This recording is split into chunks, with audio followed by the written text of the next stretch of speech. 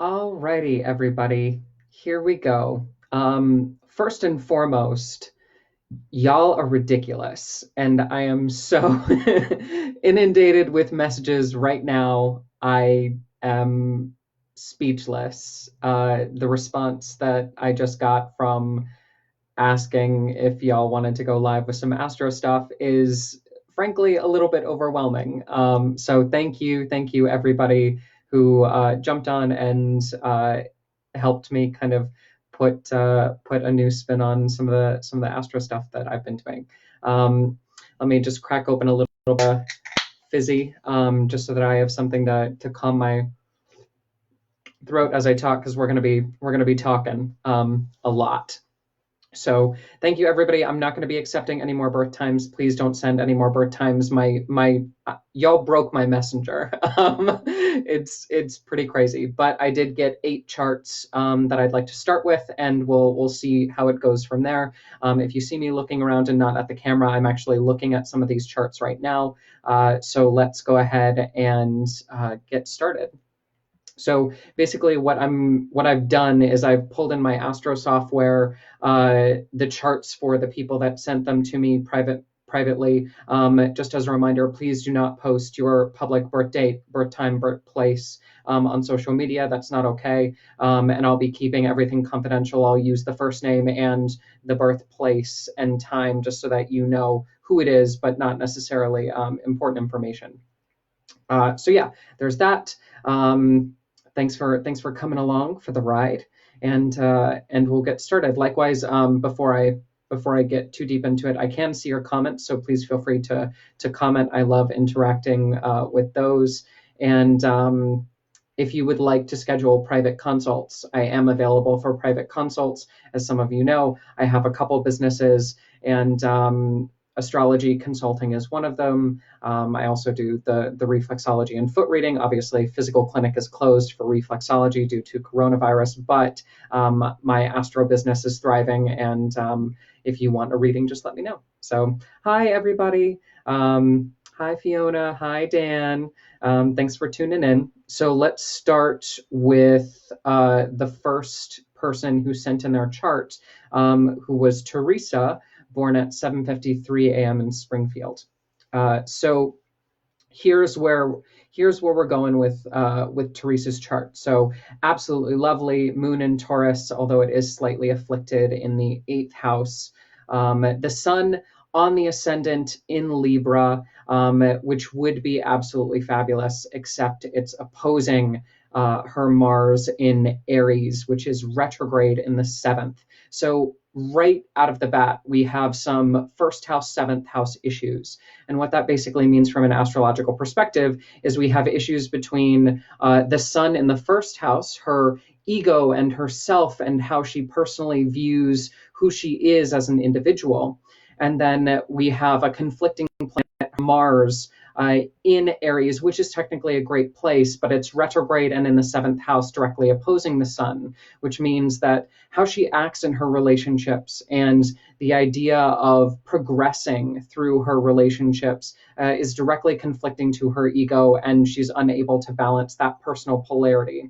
Also, the fact that the moon cannot see Mars or the sun because it's in the 8th means that emotionally this is an issue that cannot be witnessed by the heart, is a good way to say it. So we've got some conflict between who this person is and how they manage their intimate relationships. But what is very interesting is that the friendship house is super strong because Venus in Leo is in the 11th, ruled by the sun in Libra in the 1st. So although intimate relationships might be a point of great contention, anger, rage, frustration, all of those Mars and Aries retrograde characteristics in the 7th. We also need to be very careful with you, Teresa, because Mars will be going into Aries and retrograding over your retrograde the second half of the year. So that's something to be aware of. But just the idea that friendships are really where the relationship should be, not necessarily intimate relationships, because you have that lovely Venus in Leo in the 11th, which is ruled by the sun in the 1st, which will really bring out who you are as a person. And that's the big thing that I think should be emphasized when we talk about your chart. Also, let's talk a little bit about travel. Excuse me. You have Mercury in Libra, which is ruling Jupiter and Gemini in the ninth. Mercury in Libra is in the first, and Jupiter in Gemini is in the ninth. That's glorious, and it's also making a delicious trine to the Sun in Libra. And that's basically astrobabble for the ninth house is our house of travel and higher learning and foreigners. And to have Jupiter in that place in Gemini, ruled by Mercury in the first, there's so much positive energy when it comes to shaking yourself up by moving somewhere new, by traveling to somewhere that you've never been before, by interacting with people and cultures and speaking different languages that really shake up your mental state and allow you to thrive in a way that maybe gets bogged down in the day-to-day life. And you also have great propensity to travel for what you do for a living because Jupiter rules your Pisces house, your Pisces sixth house, which is your house of work and health and pets as well. So taking your pets abroad is probably a big priority. Um, let's see, what else do we want to talk about with Teresa's chart? Hi, everybody. Sorry, I'm looking at stuff. I can see your comments. There's just a lot. There's a lot happening in all of the chats, and I absolutely love you. Thank you so much. Yay, yay, yay. Unfortunately, I'm not accepting any more birth times at this time, but I will keep you posted. Let's see, what else do we want to talk about? I think that's pretty much it that I'd like to cover in Teresa's chart. Thank you so much, Teresa, for sending in your birth info. Just a lot of really beautiful, just to summarize, a lot of beautiful first house, ninth house, travel, foreigner stuff. The one thing that we need to be aware of is relationships are difficult, but friendships are really where the core relationship values need to be from an astro perspective. So that's Teresa. Let's go to Ella, who was born at 12:04 a.m. in Oxford. So that's a beautiful thing. Ooh, and we've got some goodness, these Mars oppositions coming in strong first thing in the morning. This time Mars is opposing the ascendant. Mars is in Gemini, opposing the ascendant in Sagittarius, and Saturn is right there at 14 degrees. The ascendant is at 10. That's some malefic energy. So we have, again, relationship personality conflicts, the idea of the self being very close to Saturn. So being very practical, being very studious, being very slow to act, being very a late bloomer would be a good way to say Saturn conjunct the ascendant. But then we have Mars in Gemini, and Mars is a little bit at home in Gemini. It's still that masculine sign that's but it's a little bit spread out. It's a little bit too airy for Mars in general. It is in the seventh house of relationships opposing the ascendant. So when we look at Mars opposing the ascendant in general, there's going to be conflict with relationships. There's going to be that Mars energy, that aggro energy, that really intense warrior dominating energy that comes forward and directly opposes the sense of self, because the ascendant is the helm of the chart where the personality takes root. And so that's something that I think is really difficult. But Saturn knows how to handle Mars very, very well. So there's the idea that the ascendant is very weighted down, but that same weight of personality of taking it slow. Oh, that's a great analogy. This is what this is. So this is tortoise and the hare, right? Saturn conjunct the ascendant for Ella really turns her into that tortoise energy, that I'm going to be practical, I'm going to be steady, I'm going to do things at my own pace in my own way, and nobody's going to stop me, especially because her first house is ruled by Jupiter and Virgo in the 10th. Very successful placement, by the way. So we've got really good determination, we've got really good practicality, we've got the head that's on straight with Ella. Unfortunately, that Mars directly opposing the ascendant is that hair that keeps dancing around her that says, I'm faster than you are, I'm better than you are, why don't you catch up? You can't catch up. And that's a direct hit to the ego. So relationships are going to be a little bit tumultuous in that way. Marrying the opposite of you, like the tortoise marrying the hare, is really what we see with that position. But there's going to be great sex. And one of the reasons why I can say that on social media, which isn't necessarily great, I don't know if that's appropriate. It's the first time I've done this. But Mars is in Gemini and Mercury is in Aries in the 5th. So they've got mutual reception, which is excellent. Great chemistry. The only thing we need to be aware of is that Mars opposing Saturn is a very malefic place to be. So relationships have the ability to be very spicy, very energetic, very firecrackery, but they also do tend to run on the hotter side, which can burn. But that is also a glorious place. Ooh, you've got the sun in Aries in the fifth, Ella. That's glorious. Sun in Aries is exalted. Venus is within 3 degrees, so it's not necessarily in the heart of the sun. So Venus gets burned just a little bit by that fifth house energy. Moon in Taurus, very determined worker. In the sixth, that's great. Just so many good work placements. I'm really envious of some of these work placements. I think that's super fun. Yeah, and you've got that Neptune and Scorpio on the 12th, exactly where it needs to be, hidden and out of view.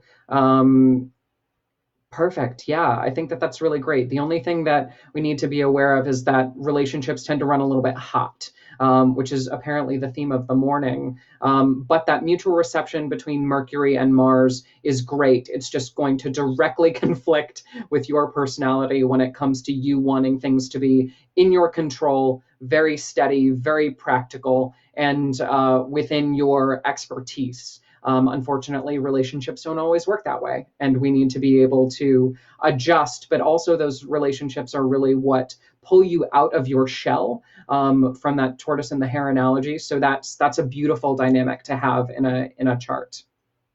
Thank you, everybody. Absolutely love you. Yes, I'm looking over people's charts right now. I'm giving live readings. Namaste. Thank you, everybody. I appreciate you. I'm not accepting birth times at this point. Somebody asked a question about the houses. If you'd like more information on the houses, I have a online class for $25 through my online school. Just go to the forecast and you'll see the link to the online school that I do every day, and you'll be able to see the classes that I have on the signs, the houses, the planets, and that kind of stuff. But right now we're just going through the charts that everybody gave me, that inundated me first thing this morning as we went through. Is everybody enjoying this? Just let me know that you're on board. I appreciate all the support and love. This is very generous. Thank you. I love, thank you. Hi from Shetfield. Tundi's on. Absolutely lovely. Jessica, hey. Perfect. Okay, so we'll keep going.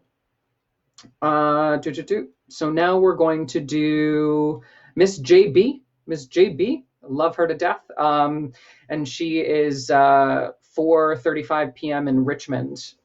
So that's where we're at with this chart. Let's look. Another Libra ascendant. There seems to be a common theme. This time Mars is not opposing the ascendant, and that's great. Let's see. Libra ascendant. Where's Venus? Venus is in the 7th. Great. Sign-based opposition to the ascendant. Again, this time by the ruler of the ascendant.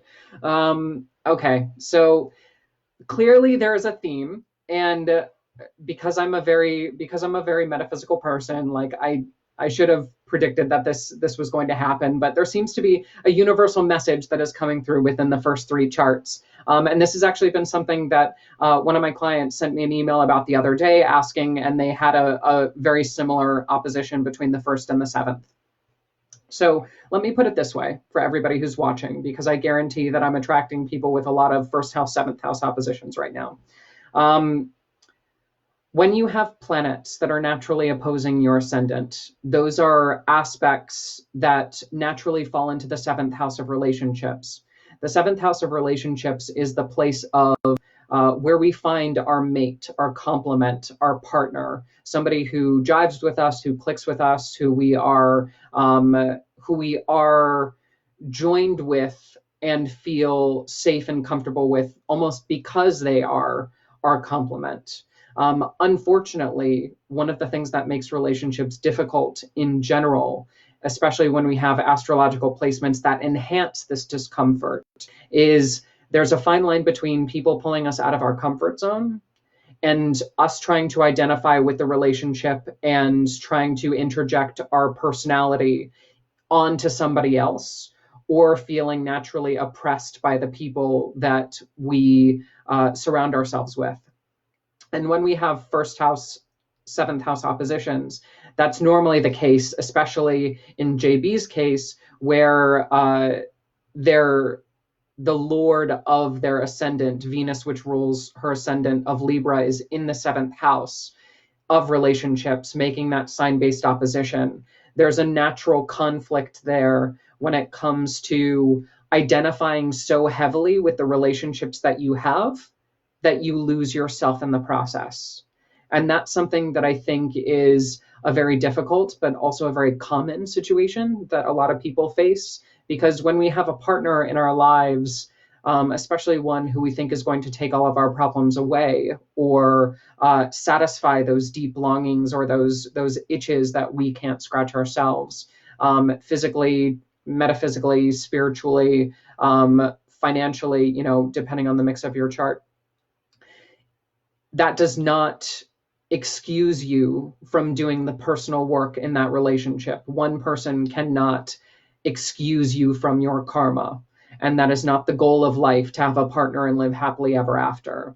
It may be for some people, and that may be an ideal, especially if that does happen in your chart placement. But unfortunately, that's not something that happens easily with the first seventh house dynamic. And when people have, like the first three charts have, these major planets opposing the ascendant from the seventh house, there's going to be a relationship conflict, and the identity of the individual is going to be challenged by those relationships. And it's not going to be challenged in a really nice way, especially in JB's chart. There's also Mercury in Aries, along with Venus in Aries, making that sign-based opposition to the ascendant, which means that it's going to be slightly verbally abusive, and saying words that are competitive and stirring, and partners that are really trying to egg you on verbally. But at the same time, all they're trying to do is really pull you out of your shell, like we talked about in the last chart example. So I think that's a difficult relationship dynamic to have, but if you respect what it's trying to do to you, to make sure that you're not comfortable, that you are growing, that you are adapting to the circumstances instead of trying to be fair all the time, as a Libra ascendant is known to do. I think that's really where we focus on the positive language of that situation.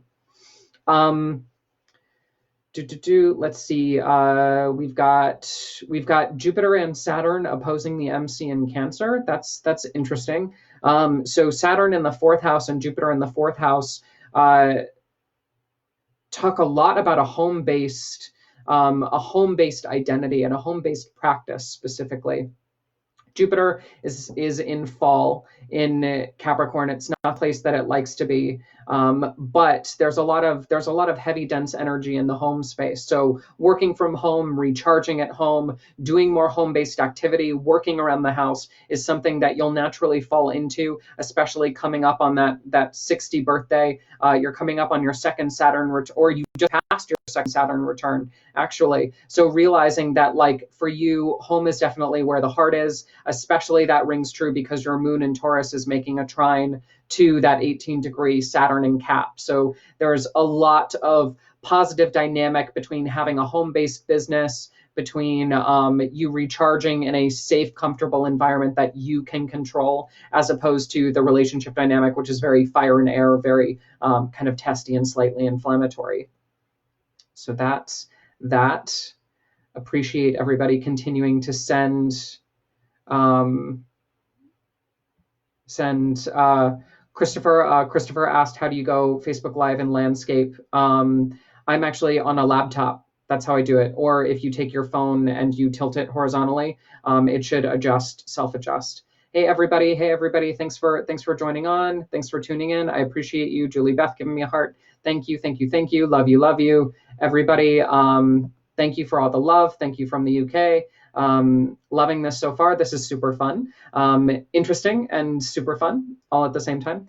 So that is that chart. Let's go ahead and go to Amanda Rachel, who was born 8/13 in Teaneck. Fun. What a fun place. I've never been there, but it just sounds fun. Teaneck. Okay. Ooh. Oh goodness. This Scorpio stellium, girl, this Scorpio stellium, crazy. Venus, Mercury, North Node, Sun, Jupiter, Pluto, all in the fifth. Ooh, we've got some sexuality stuff to talk about here. So fifth house is naturally sexuality, it's children, it's creative energy, and you've put all of these planets in Scorpio here. Who's conjoining the sun? No, Jupiter's being burned by the sun. They're all being burned by the sun. Ooh, but you've got that Venus Mercury conjunction 14, which is out of, yes, it's out of the rays. So when we have sun stuff happening, the sun is the ego in astrology, and its placement tells us where somebody has their core identity in terms of what they radiate, what they give, and the gifts that they're naturally prone to give to others, like the sun, who naturally sustains life. However, when planets are close to the sun, they are known as combust, which isn't great because visually, because astrology was a light medium, meaning that in order to look up at the stars, you would visually see where the planets were and see their light through their radiance at night, or in like the sun's case during the day. But planets or stars that were conjoined or within a certain amount of degrees to the sun were called combust because the sun's light eroded their presence in the sky. And we can think of that astrologically as a good metaphor for planets that are close to the sun, specifically within 7 to 15 degrees on either side of the sun, are really combust, meaning that they're hidden from view. However, your Mercury and Venus conjunction are at 4 degrees and your sun is at 21. So if I do my math correctly, you're in the safe zone. Venus is retrograding away from Mercury and Scorpio. Where does Venus rule in your chart? Venus rules the 11th and the 4th. Mercury rules the 12th and the 3rd. That's such an interesting dynamic because you've got the planet of relationships ruling your friendship house. And your home house. You've got the planet of communication ruling your 3rd house of communication and your 12th house of hidden enemies. And they're both conjoined. Just everything in your life revolves around this Scorpio placement. I can't get over it. So let's talk a little bit about 5th house significance. When I see 5th house stuff, especially when I see so much activity in the 5th house, there's going to be, from a medical perspective, there's going to be a lot of physical sensitivity and potential issues surrounding these Scorpio body signs. So each sign of the zodiac rules specific parts of the body. Scorpio rules the large intestine, the bladder, the sinuses, and the reproductive area.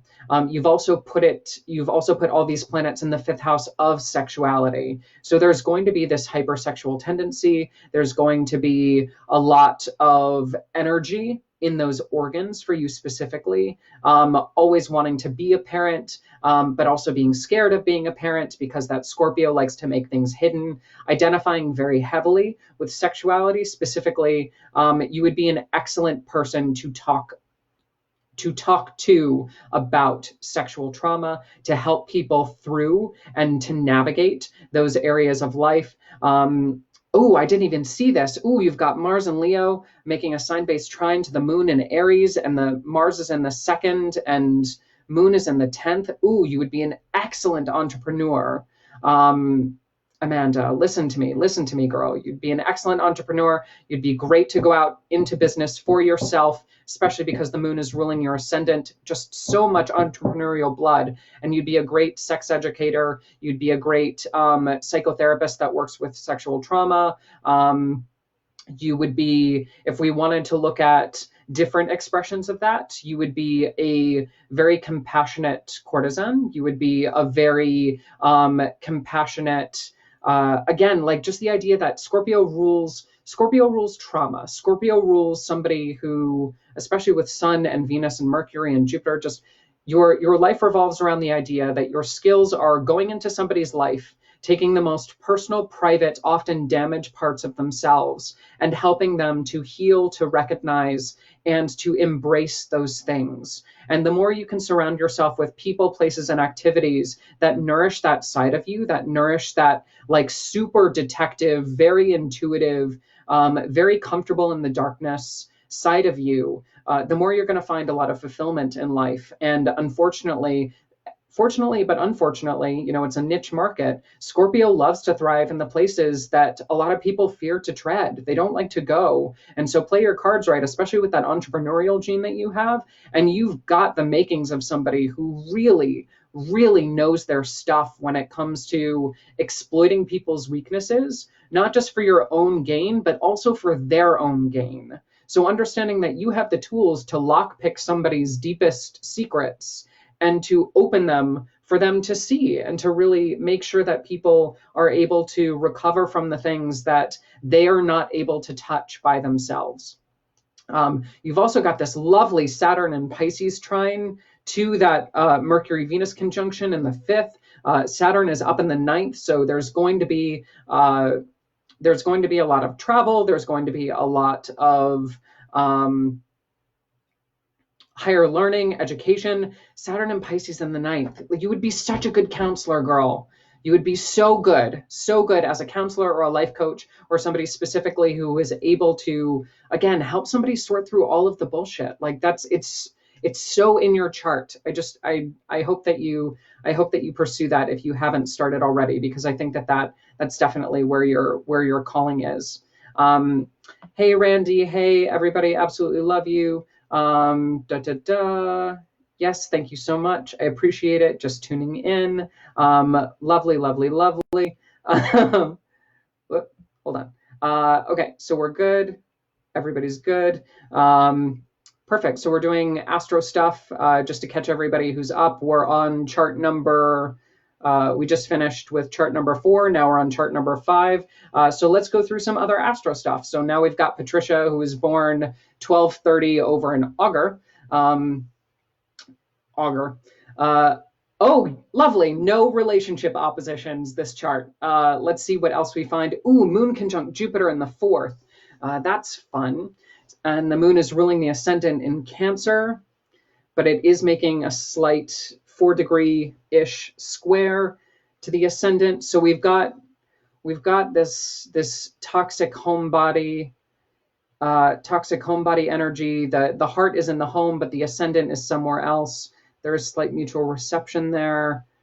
Ooh, we've got 3 planets in the 8th in Aquarius. Mercury in Aquarius, Venus in Aquarius, Sun in Aquarius on the cusp. Ooh, that's opposing Jupiter or Pluto in Leo. Ooh, let's talk about that. That's fun. Okay, so the 8th house is a house that a lot of people don't like to talk about in astrology because it is the house of death. House of death, not necessarily when it comes to physical death, although it can be. It's also the house of estates, taxes, money that you don't control, and clients. It's a business house as well because it directly opposes the 2nd. Sun in Aquarius in the 8th is a really interesting place because it is mediumship, especially with Mercury in Aquarius being in the 8th. This is something that I see in people who naturally receive messages from those who have departed. That's a really cool thing, especially because, ooh, MC is all the way in the 8th. That's crazy. MC in the 8th is rare. Mediumship for sure. But the idea that the Sun is opposing Pluto and Leo in the 2nd, there's a lot of toxic feelings around money. The value of money, not being able to hold money. Although the Sun is ruling the 2nd house of Leo, it's naturally opposing Pluto in that place. Pluto is an interesting planet to oppose the Sun. The Sun is the ego, but Pluto is a toxic planet for a couple ways, for a couple reasons. Pluto is what I like to call a level 50 planet. For those of you who are familiar with video games, there are certain areas of a game that you can't access until you're about level 50 because the monsters are like super high level and they'll kill you with one hit.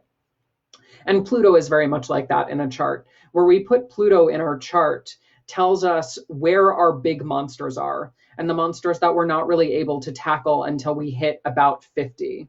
Yeah.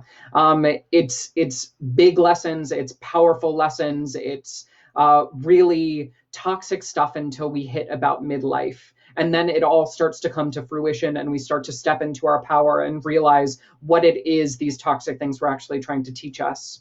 And the sun opposing Pluto and Leo in the second talks to me about just the need to understand the value of money, the role of money, understanding not just your own value, but the value of others, making sure that you're not taking an advantage of people, because you do have a lot of those eighth house hidden tendencies where you have the ability to slyly move the pieces away from other people's view when they're not looking, which is something that you've naturally seen. You've naturally seen people cheat and lie and steal, but you're able to pick up on that because you have these placements. Your trick is to make sure that you're able to help people understand why they're being cheated and to work them out of that place of discomfort from that particular area.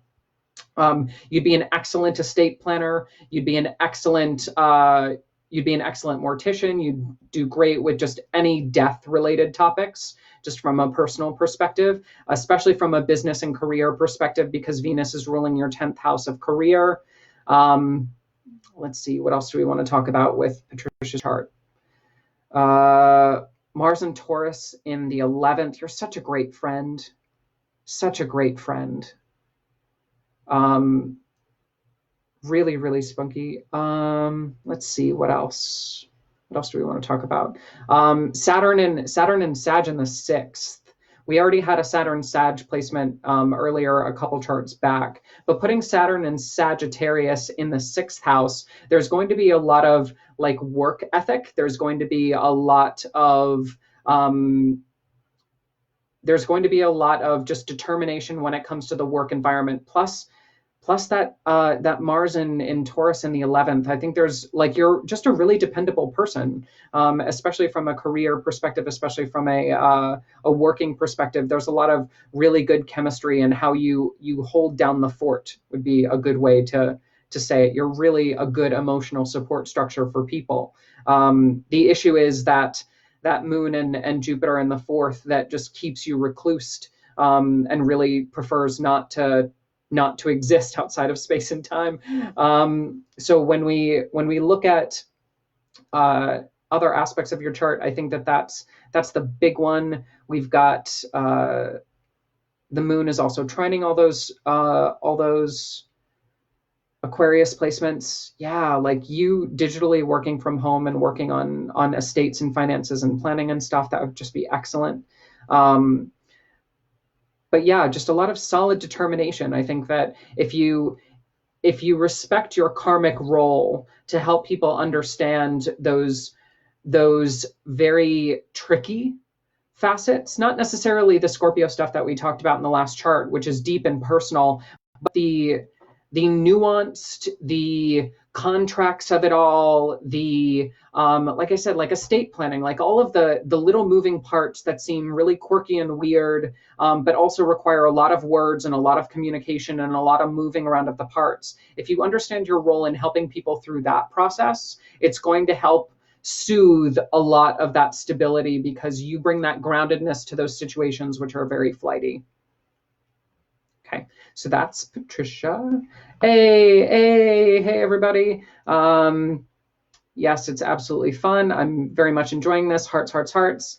Love you, Miss Tay Monet. Okay, and that's that. I'm not accepting any more times. Y'all keep sending me times. I love you. But I'm 5 charts in. Okay, we've got 3 more to go. 3 more to go, and then I'll log off. Just as a reminder, if you would like private consults, I am available for private consultations. Just shoot me a private message or send me an email, sam@scorpiorisingastrology.com, and we can talk about it. Okay, so we have Steve next, who was born 9:38 a.m. in St. Charles. Ooh, moon in Cancer. Moon in Cancer on the cusp at 29 degrees in the 10th house, just about to square the ascendant. Mars in Scorpio, 0 degrees in the second. Yep. And then the Virgo stellium, Uranus, Pluto, Sun, Venus, all in Virgo in the 12th.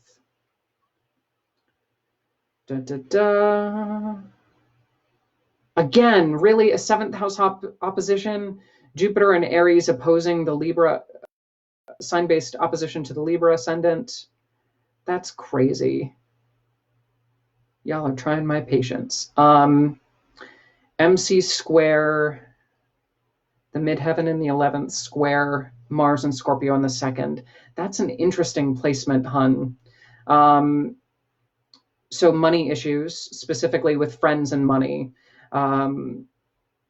being robbed by friends, being taken advantage of by friends financially. That's a rough spot for sure. But Moon is in Cancer, making a loose sextile to Venus at 24, but it's combust the Sun. You're so private. You've put the Sun, Venus, you've put this Virgo stellium in the 12th house of hidden enemies, which is a very shady place to put the Sun. I'm not really a fan of that because it diminishes the ego, especially because the ruler of the ascendant, your ascendant in Libra, is ruled by Venus in Virgo in the 12th. There's a lot of shady business. Not really too much of a fan of that. But the shady business in Virgo, again, allows you to pick up the pieces where other people won't. So it has a strategic advantage, especially in business. So it wouldn't surprise me. 12th house is also hospitalizations. It wouldn't surprise me if you were surrounded by medical stuff your entire life, specifically working as a nurse or a caregiver. Hospice, that would be a good one for you specifically because your Moon in Cancer is in the 10th, because you're just such a caring individual. But then you also have Sun in Virgo in the 12th. Just the idea that you're able to go around to those who are dead and dying and on their way to transition, triage them and give them the appropriate level of care that they deserve. Yeah. That's just really interesting placements. And then you've got that 2-degree Mercury in Libra as well ruled. You've got this mercurial edge to you. So interesting. You've put all of your like core persona planets in hidden places. Even your Moon's not really straightforward because it's on the edge of the 10th. And then Mercury is right there on the edge at 2 degrees and it's retrograde. Like just the idea that you operate backwards. There's so much happening in this chart that's just not straightforward. And so you live in this like liminal space where like even when you talk to people day by day, they're like, what did you just say? It's so crazy. You've got this talent, but this talent to be in the places that are backwards also means that you're an excellent caregiver for those who are about to enter a very backwards place. So I think, again, that hospice care work is really part of the dynamic. Sixth house Pisces, ruled by Jupiter in the 7th in Aries retrograde. So relationships are also a little bit tough. Jupiter in Aries is that kingly figure who's kind of who's a little bit war hungry, and ruling the 6th house of work. There's a little bit of a tyrant streak would be a good way to think about it. So we need to be able to control the element of you feeling out of control with authority figures. Is there any mitigation to that whatsoever? Well, the only mitigation is it's being ruled by Mars and Scorpio in the 2nd. So the idea that you would inherit money from relationships because Mars is in the 2nd house of finance. And you'd meet your spouse through your work because Jupiter is ruling the 6th house of work, also health and pets. And that's another health hit. You've got all of these health markers in your chart. You've got that Cancer Moon up in the 10th. that entrepreneurial business-like spirit when it comes to caregiving. But then you've got all those hidden markers. It's such an interesting and dynamic chart, and I'd love to go deeper with you on it. But just understand and respect that all of your backwards tendencies really do fit you for work with those who are about to transition and cross over. I think that that's a really interesting space for you to navigate, just for you specifically, because there's so much good that you could be doing with the hidden qualities that you possess, and with the way that you speak and the way that you work and the way that you act. Making sure that everything that you do is suited for the people around you, and that you're not casting pearls before swine, is a good way to say it. Use your gifts appropriately, but your gifts have a unique combination, a key that can only fit a couple specific locks. So if you stick to those hidden places, to those liminal places, and use your backwards communication that Mercury and Libra retrograde in the first gives you, you'd be able to leverage those qualities in a way that I think is super positive, but also like very niche. Thank you for sharing your chart, Steve. Absolutely love you. Thank you, thank you, thank you. Very private, very compassionate. Pain. Yep, lovely. Thank you, thank you, thank you for sharing that. How many more do we have? We have 2 more. Okay. How long have I been doing this? I could literally do this all day. I won't do this all day, but I could literally do this all day. I've been doing it for 40 minutes, so we've got 2 more charts left. Let's see if we can make it a solid hour. Okay, so let's go to Jackie's chart. Jackie, who was born 11 p.m. in Glasgow. All right, so we've got the ascendant at 15. Really, everybody, the ascendant at 15 opposing Venus and Gemini at 15. Sag ascendant opposing Venus and Gemini at 15. Crazy. You're about to get hit with a lot of personal stuff, girl, because Venus just went to Gemini, into your 7th house, and it's going to retrograde over your natal Venus. There's so much that you're about to learn about relationships and identity that's coming down the pipeline. I think it's going to be a really interesting time for you. But again, I'll go like rewind, Jackie, and go back towards the beginning of the video after the 3rd chart, when I talk about that opposition between one planet and the ascendant. That's what you've got. So interesting, these placements. Universe is just absolutely quirky. But that Venus is making a delicious trine to the MC in the 11th in Libra and ruling that. So again, we have this interesting dynamic where relationships are very difficult. They're very opposing. They're very clarifying, but in a uncomfortable way. However, friendships are excellent. And in fact, the ruler of your 11th house of friendships is in your 7th house of relationships. So friends are more likely to become lovers and partners, and you're able to have that dynamic very, very clearly with people who you naturally know, like, and trust. The issue is that you tend to surround yourself with people who are very different from you most of the time, and who tend to push your buttons, but you like that. Then we have the sun in Taurus at 0 degrees, a cusp Taurus in the 6th of work. Girl, it's just work for you. Jupiter in Taurus in the 6th as well. In the heart of the sun, almost just outside of 1 degree. So we're going to call that in the heart of the sun. You have workaholic tendencies is a good way to think about it. Mercury is retrograde in Taurus in the 6th as well. Combust. You're a workaholic, and there's definitely a theme of your communications getting confused at work, and you having to restate and re-clarify everything that you said to coworkers and bosses and people of authority. And especially because all of this is making a trine to your Uranus and Pluto in Virgo, both retrograde in the 10th. There's just a lot of sloppy communication in your chart. We need to rectify that. And how would we rectify that? We would rectify that with Venus and Gemini, Venus ruling all of those planets in the 7th, making a trine to the MC, sextile to the ascendant. How would we rectify that? We might rectify that by working with not sending emails right away. We might rectify that with making sure that you write things down instead of saying things out loud. We might rectify that by, like, specifically script out what you're about to say. Not necessarily an email, but if you really want to activate that Gemini quality and that Venus quality, get some really nice stationery, get a really nice pen, and actually write out something important that you'd like to say to somebody by hand. Don't type it out.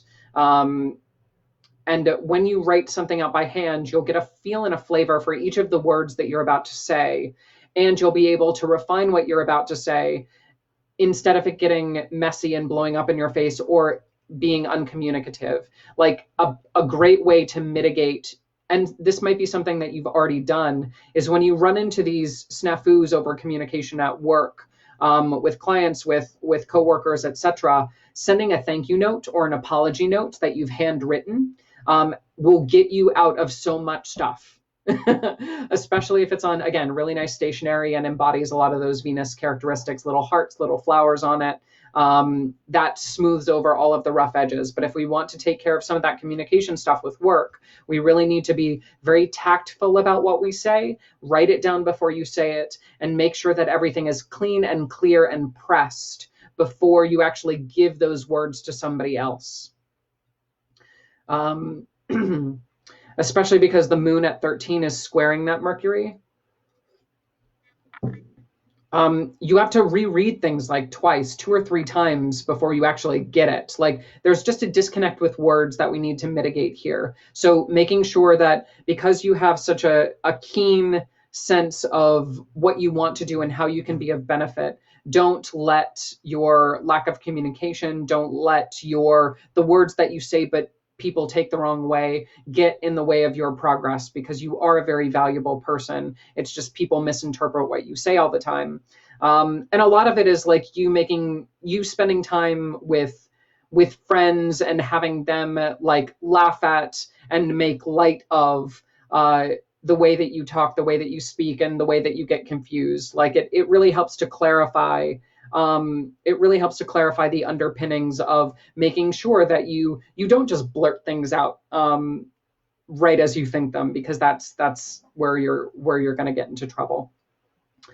Mars and Aries in the 5th, excellent, very creative spike, very, very creative. Mars and Aries can be a little bit difficult in the 5th when it comes to sexuality and children, because it can run, from a medical perspective, when we look at fertility, it can run the uterus, the reproductive area, a little bit hot, and it can make birth very painful, because Mars rules all things that are painful, especially with Aries ruling things that are muscular. It is making a nice trine to the moon, though, at 13, loose trine to the moon in Leo at 13 in the 9th. So creativity by going abroad, the love of travel and really getting a lot of your inspiration from foreign cultures. Is that a grand trine? It's so close to a grand trine because your ascendant is at 15, your Mars is 15 Sagittarius, your Mars is at 16 Aries, your moon is at 13 Leo. So you've got this really nice fire trine formation that's not completely formed. But at the same time, you've got all this heat, all this spice, all this fire. And I think that's part of the reason why the Taurus stuff in your 6th house of work trips you up so much, is because you just want to go and move. But there's so much inside of you that you trip over that are stumbling blocks. So we just need to take those stumbling blocks and turn them into stepping stones, is a good way to think about it. And we do that by laying them specifically and making sure that we plan out our trips in advance. Okay. Ha ha ha. Love you. Oh, snap. Thank you. I do not have a donation link, but if you would like to send donations, you can always PayPal me to sam@scorpiorisingastrology.com, or schedule a full consult or buy a class. There are many ways that you can support my astrology work. Thank you, everybody. Okay, last chart. We're almost at an hour, so we'll end it after that. How's this for a Saturn Aquarius trine Venus, Gemini, for those of you who read the forecast this morning. Anyway, okay, last chart is Aaron. And Aaron was born at 9:21 p.m. in St. Petersburg. Okie dokie. So we've got another Sagittarius ascendant. Are you kidding me? Y'all, I cannot make this up. Another Venus and Gemini opposing by sign an ascendant in Sagittarius, almost the exact same chart that we pulled up before. Hilarious. Absolutely hilarious. Cannot make this stuff up. But there are different chart dynamics here. Ooh, we've got Mercury in Aries making a sextile to that Venus as well. Sun in Taurus, again in the 6th. So a really hard worker. Making a loose trine to Jupiter and Virgo in the 10th, Moon and Virgo in the 10th, can join Saturn, Virgo in the 10th. We've got that entrepreneurial spirit, a lot of Earth trine energy happening. Very creative with work as well. Wouldn't surprise me if there's a lot of art in the picture, a lot of sculpting, working with earth elements, clay, pottery, organizing people's homes, feng shui, a lot of those earthy Virgo elements, because we've got that creative planet of Mercury and Aries ruling all of that 10th house career stuff with the Moon, Saturn, Jupiter, and MC there. It's a really beautiful chart, actually, when it comes to work stuff, because you've got all of this really dependable earth energy. Super blessed in that department.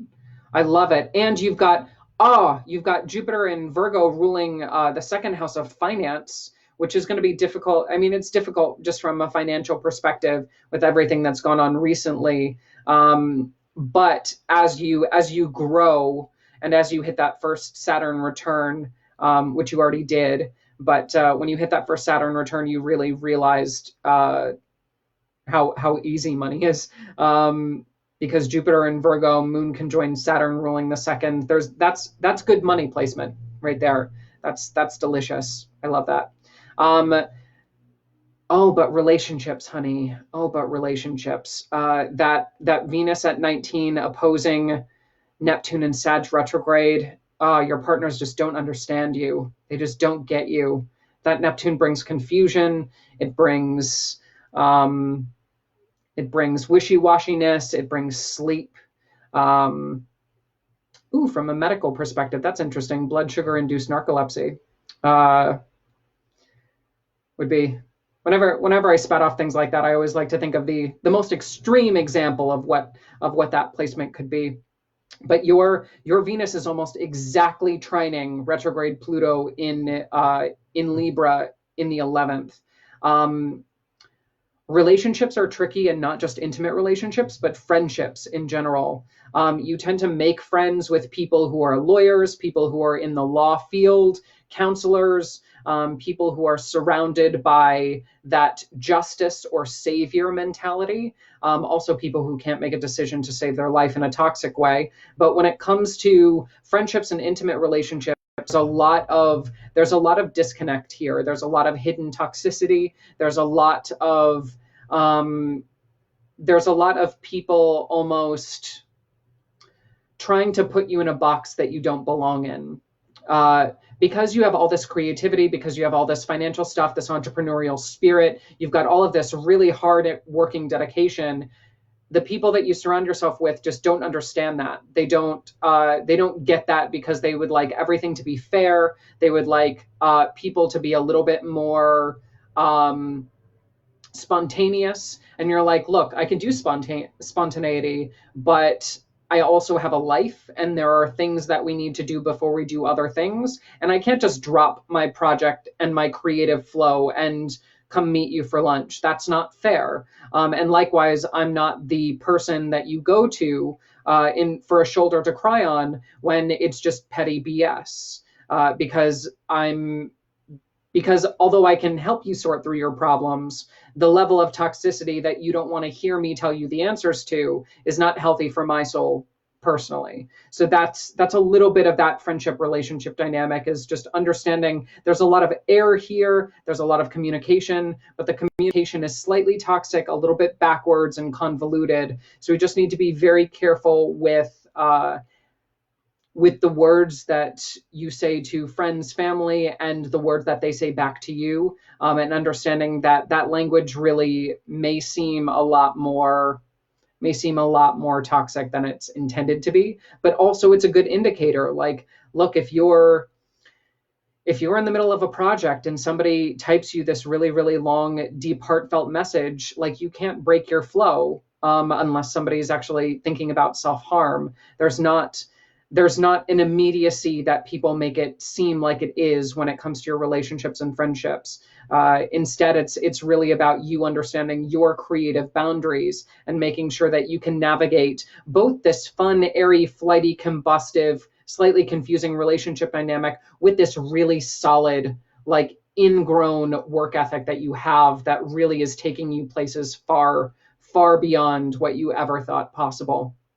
And part of that is your sun rules your Mars in Leo in the ninth house at 28 degrees, which I think is a beautiful placement because it indicates that you'll probably travel a lot for work, especially with the North Node there. There's going to be an excessive amount of dealing with foreigners, travel, and higher education when it comes to what you do for work, as well as traveling with pets and health stuff as well.